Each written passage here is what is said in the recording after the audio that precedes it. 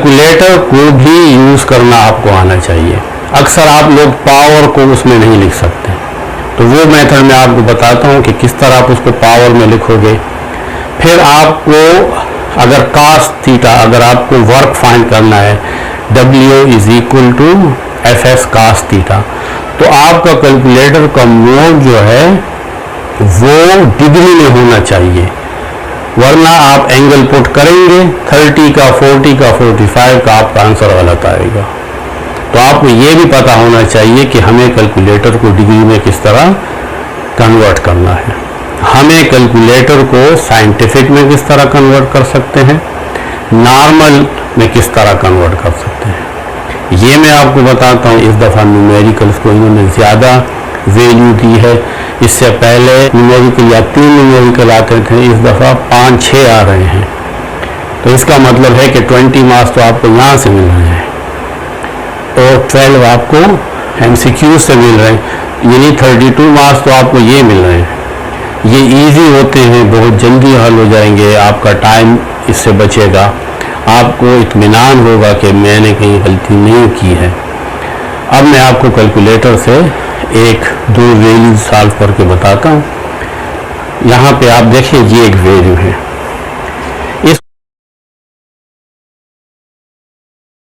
इसको आप कैलकुलेटर से किस तरह सॉल्व करोगे। पहले तो आप इस स्क्वायर रूट को छोड़ दें, इसको आप कैलकुलेटर पे किस तरह लिखोगे, इसको ऑन कर लें। अब आप ब्रैकेट लगाएं, यहाँ पे देखें आपने ब्रैकेट लगाई, ब्रैकेट आ गई। अब है 6.67, 6.67। अब आप देखिए लिखा हुआ है 10 मल्टीप्लाई 10 रेशो पावर -11। मल्टीप्लाई की जरूरत नहीं है,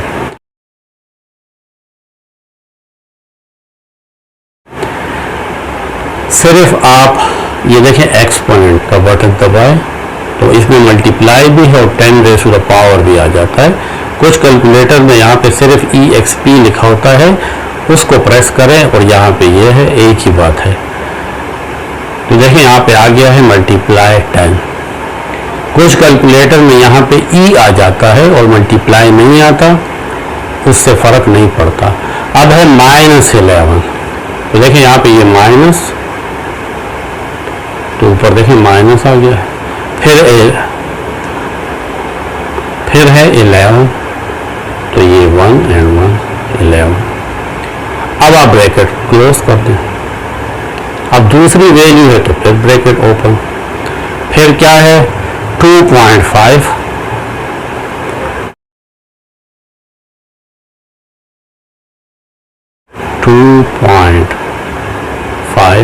एक स्क्रीन पे आ गया 2.5, एक्सपोनेंट 9, मल्टीप्लाई है उसको मत लिखें, ये एक्सपोनेंट दबाएं, एक्सपोनेंट आगे देखें 10 आ गया, और फिर है 9, तो ये 9 प्रेस कर दें।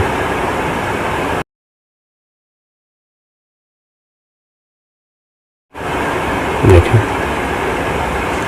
अब ब्रैकेट क्लोज कर दें। ब्रैकेट क्लोज करने के बाद डिवाइड, ये डिवाइड है, डिवाइड प्रेस कर दें।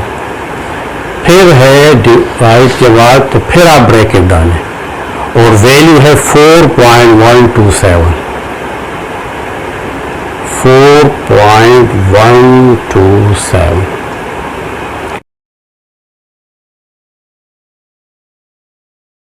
डिवाइड डिवाइड और 4.127। फिर है 10 रेज़ टू द पावर 5,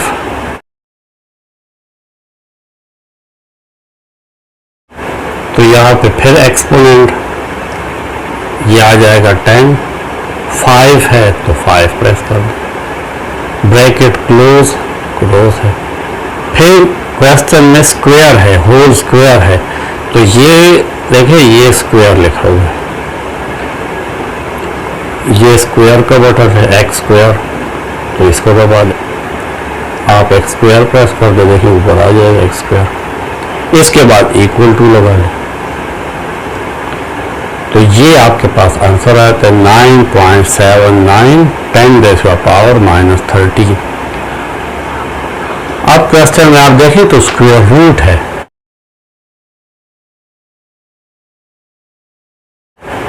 अब स्क्वायर रूट किस तरह करेंगे, ये देखें यहाँ पे स्क्वायर रूट, इसको प्रेस करें और क्योंकि कैलकुलेटर में ऑलरेडी आपका वो आंसर मौजूद है, अगर आपका आंसर मौजूद नहीं है तो फिर तो आप वो आंसर यहाँ पे लिख लें सारे और यहाँ पे आ जाएगा। क्योंकि आपका आंसर अभी कैलकुलेटर में है तो आप यहाँ पे देखें ये आंसर की प्रेस कर लें, ये देखें ये आंसर की, तो उसके अंदर आंसर आ गया है।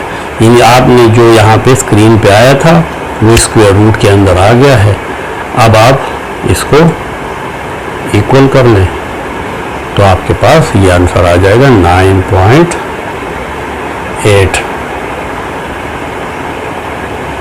9 10⁻⁷। तो इस तरीके से आप कैलकुलेटर से क्वेश्चन सॉल्व कर सकते हैं। एक एग्जाम्पल और सॉल्व करते हैं। इसमें हमें थर्ड रूट फाइंड करना है। यहाँ पे ये जो है ये थर्ड रूट है, यानी 1/3 और ये वैल्यू है इनसाइड द थर्ड रूट है। तो हम अब स्टेप वाइज एक एक स्टेप करते हैं ताकि आपको समझ में आए और आप एग्ज़ाम में भी इसको इस तरीके से कर सकें। पहले हम इन दोनों वैल्यूज़ को आपस में मल्टीप्लाई करेंगे। पहले कैलकुलेटर ऑन कर लेते हैं। 9 मल्टीप्लाई 10⁻⁻19 लिखना है। देखें लिखें 9, ये 9 प्रेस करते हैं। मल्टीप्लाई लिखने की ज़रूरत नहीं है, बस आप डायरेक्ट ये जो की है इसको प्रेस करना है। ये एक्सपोनेंट के लिए है। कुछ कैलकुलेटर में यहाँ पे EXP लिखा होता है तो आप इसको प्रेस कर देंगे। देखें यहाँ पे आ गया है 10 और मल्टीप्लाई भी खुद आ गया है। अब आपने -19 लिखना है। ये माइनस आ गया, फिर 19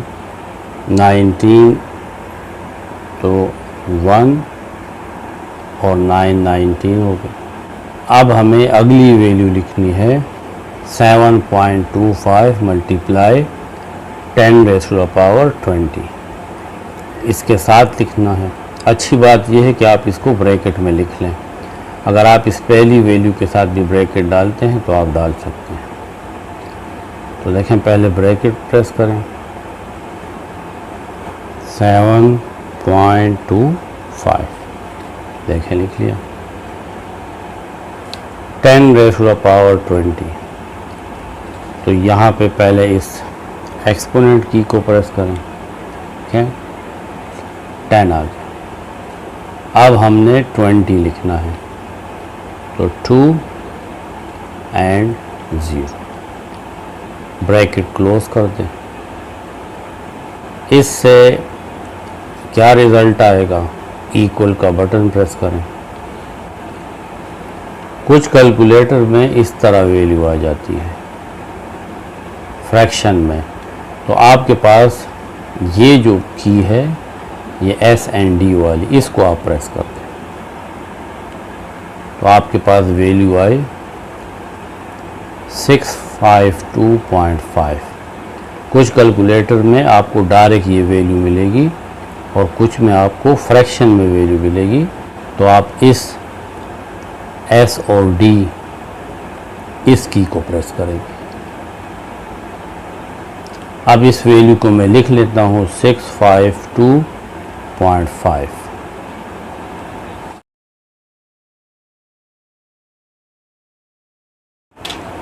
ये इन दो वैल्यूज़ की मल्टीप्लिकेशन से आया है 652.5, फिर डिवाइड है। अब ये वैल्यू मैं कैलकुलेटर में लिखूँगा 3.1211 मल्टीप्लाई 10⁻11 होल पावर 3। पहले ब्रैकेट, ये ब्रैकेट स्टार्ट 3.1211। देखें ये वैल्यू। अब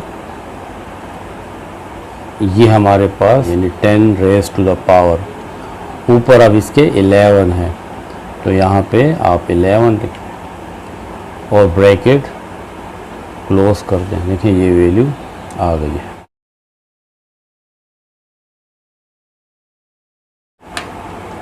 अब होल क्यूब है तो आप इसका क्यूब लेंगे। कैलकुलेटर में ये देखें यहाँ पे क्यूब है, तो इस क्यूब को आप प्रेस कर दें। देखें उसके ऊपर क्यूब आ गया। अगर आपको पावर 4 चाहिए, क्यूब नहीं चाहिए, तो फिर आप क्या करेंगे? फिर आप यहाँ पे ये देखें x पावर, और यहाँ पे पावर में कुछ नहीं लिखा हुआ, तो आप अगर पावर 4 चाहिए, मैं थोड़ी देर के लिए इसको डिलीट कर देता हूँ।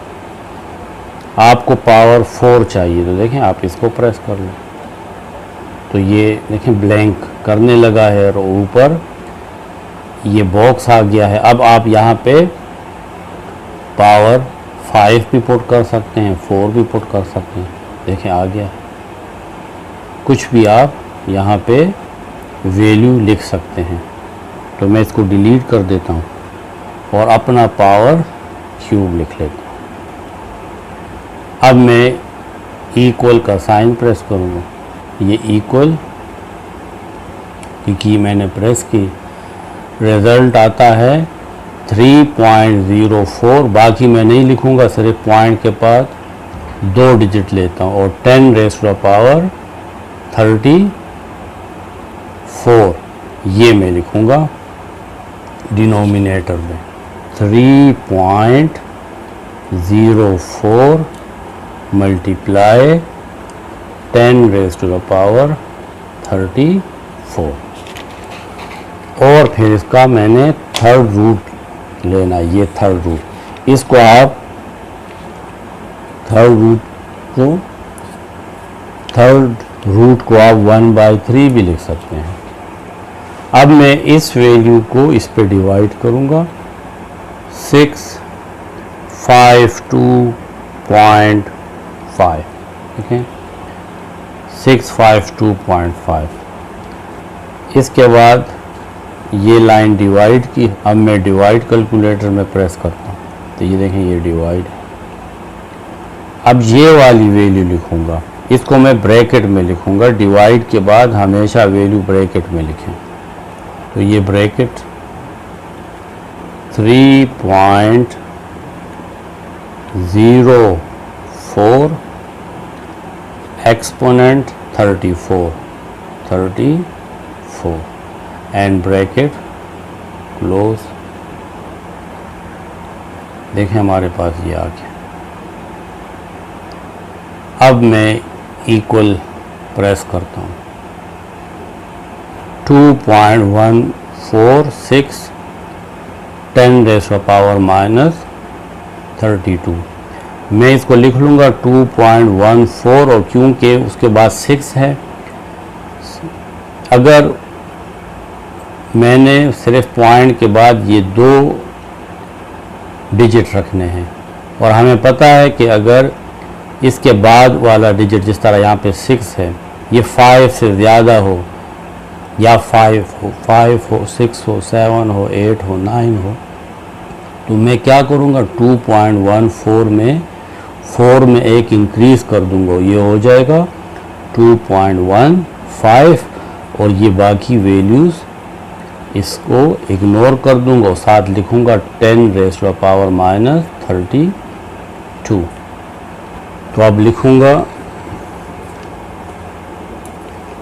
2.15 10 रेज़ टू द पावर -32 और होल पावर 1/3। अब लास्ट में मैं ये वैल्यू लूँगा और इसका थर्ड रूट लूँगा। यहाँ पे ज़रा गौर से देखें। अब थर्ड रूट हम किस तरह लेंगे? यहाँ पे देखें, ये जो स्क्वायर रूट है इसके नीचे, ये देखें थर्ड रूट है, इसके नीचे यहाँ पे ये थर्ड रूट है।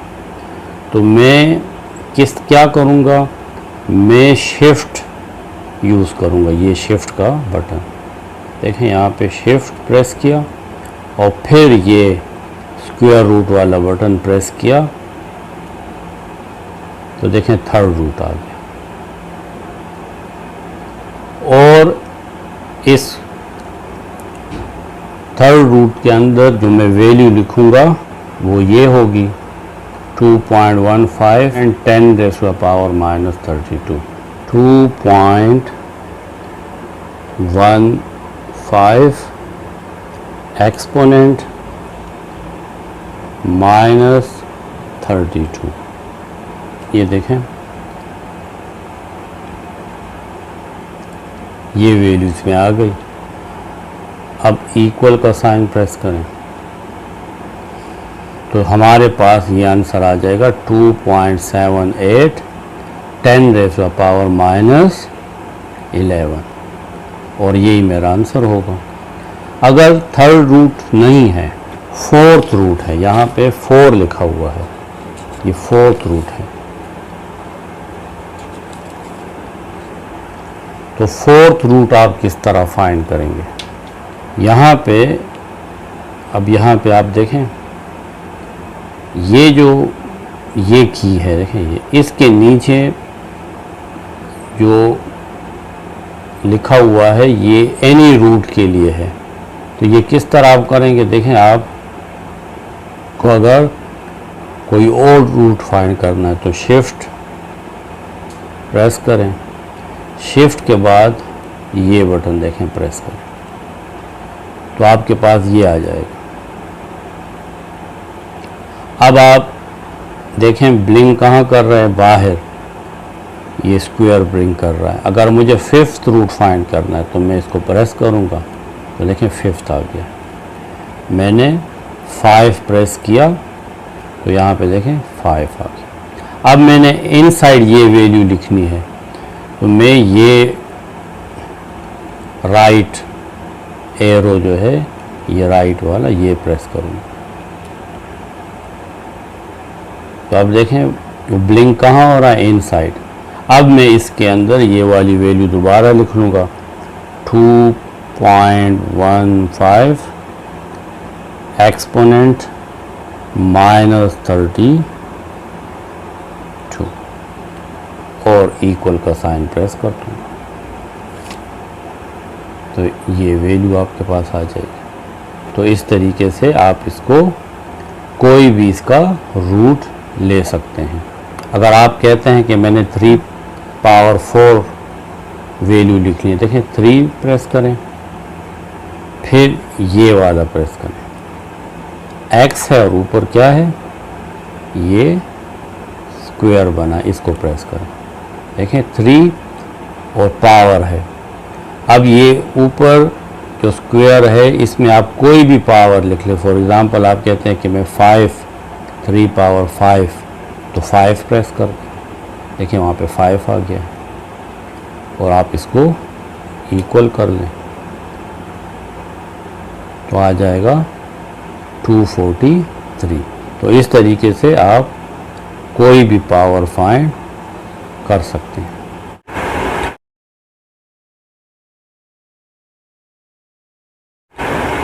दूसरा आपको मैंने बताया कि आप इसका मोड किस तरह चेंज कर सकते हैं। आपने डिग्री में काम करना है, आप कास थीटा और वो डिग्री में करते हैं तो वो आप किस तरह करेंगे। शिफ्ट दबाएं, शिफ्ट के साथ इस मोड को प्रेस करें, देखें आ रहा है 3 पे डिग्री है, 4 पे रेडियन है, आप 3 प्रेस करें।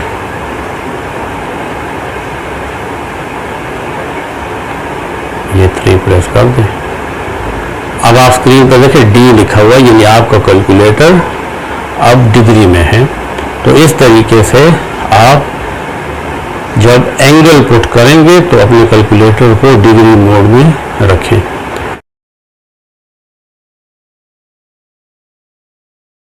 फिर कैलकुलेटर साइंटिफिक मोड में भी खुद बहुत कन्वर्ट हो जाता है, यानी आपको साइंटिफिक वैल्यू में लिखने की ज़रूरत नहीं है। मैं एक वैल्यू लिखता हूँ, देखें ये एक वैल्यू है, मैं चाहता हूँ कि ये साइंटिफिक में कन्वर्ट हो जाए। तो आप क्या करें, शिफ्ट दबाएं, शिफ्ट के साथ ये मोड प्रेस करें। आपके पास 7 में देखें साइंटिफिक है, तो आप 7 प्रेस करें। आपसे कहा जा रहा है कि आप कितने डिजिट चाहते हैं, यानी आप स्क्रीन पे 4 डिजिट चाहते हैं, 5 डिजिट, 7 डिजिट, 0 से 9 तक। मैं कहता हूँ कि मैं 5 डिजिट चाहता हूँ। तो अब आप देखें ये वाली वैल्यू में इक्वल प्रेस करूँगा तो ये वैल्यू साइंटिफिक में कन्वर्ट हो जाए। देखें 4.5699 10⁻8। तो इस तरीके से मैंने इसको साइंटिफिक में कन्वर्ट कर दिया।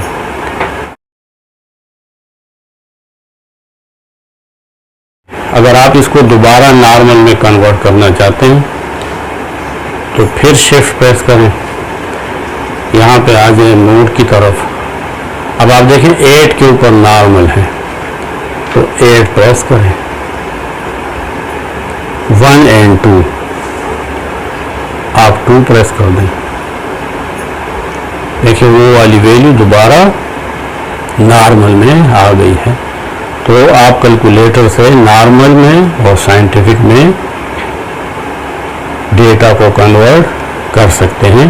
कभी कभी आपके पास इस तरह वैल्यू आ जाती है और आपके बुक में आंसर साइंटिफिक में होता है, तो आप अगर साइंटिफिक मेथड नहीं भी आता तो यहाँ पे सीख सकते हैं और आप कैलकुलेटर से डायरेक्ट साइंटिफिक में निकाल सकते हैं। कुछ लोगों के पास ये वाला कैलकुलेटर है, इसमें भी साइंटिफिक आसान है। देखिए आप मोड को डायरेक्ट प्रेस करें, फिर प्रेस करें, फिर प्रेस करें और फिर प्रेस और फिर प्रेस करें। तो 2 पे साइंटिफिक है और 3 पे नॉर्मल है। जब आप 2 प्रेस करोगे तो डेटा साइंटिफिक में कन्वर्ट हो जाएगा, और अगर साइंटिफिक में है तो 3 प्रेस कर लें तो आपको डेटा नॉर्मल में मिल जाएगा। इस तरीके से आप अपने डेटा को साइंटिफिक और नॉर्मल में कन्वर्ट कर सकते हैं। ये एक डेटा है, मोड दबाता हूँ, फिर अब आप 2 प्रेस करें। 0 से 9 बस आपको जितने डिजिट चाहिए, मुझे चाहिए 4 डिजिट। देखिए तो 4 डिजिट तक ये कन्वर्ट करेगा। अब आप इज इक्वल टू प्रेस करें तो देखिए आगे 2.567 10⁻4। मेरे पास जो नॉर्मल में डेटा है उसमें 5 डिजिट है, लेकिन क्योंकि मैंने 4 प्रेस किया है तो उसने देखिए वो लास्ट वाला डिजिट राउंड कर दिया, 6 को 7 कर दिया और मुझे डेटा 4 डिजिट में दिया है। अगर आप इसको दोबारा नॉर्मल में कन्वर्ट करना चाहते हैं तो इस तरह आप इसको प्रेस करते जाएं, 3 दबा दें, 1 या 2 तो आप 2 प्रेस कर लें। देखिए वो नॉर्मल में। डिग्री के लिए क्या करेंगे, यहाँ पे देखिए 1 2 3 4, पहले पे डिग्री है, दूसरे पे रेडियन है। तो अगर आपने कैलकुलेटर को डिग्री में कन्वर्ट करना है तो 1 देखें प्रेस कर दें, ये 1 प्रेस कर दें। तो अब आपके पास कैलकुलेटर डिग्री में आ गया है। अब अगर आप यहाँ पे cos 30 लिखेंगे तो इज इक्वल टू, तो आपके पास देखिए ये 0.866 आएगा। अगर आपने इसको डिग्री में कन्वर्ट नहीं किया, देखें आप इसको दोबारा 2 रेडियन है, 2 में प्रेस करता हूँ, अब ये रेडियन में। अब ज़रा cos 30 देखें, cos 30 0.154। इसका मतलब है कि आपका पूरा क्वेश्चन गलत हो जाएगा। तो कैलकुलेटर में इन बातों का ख्याल रखें।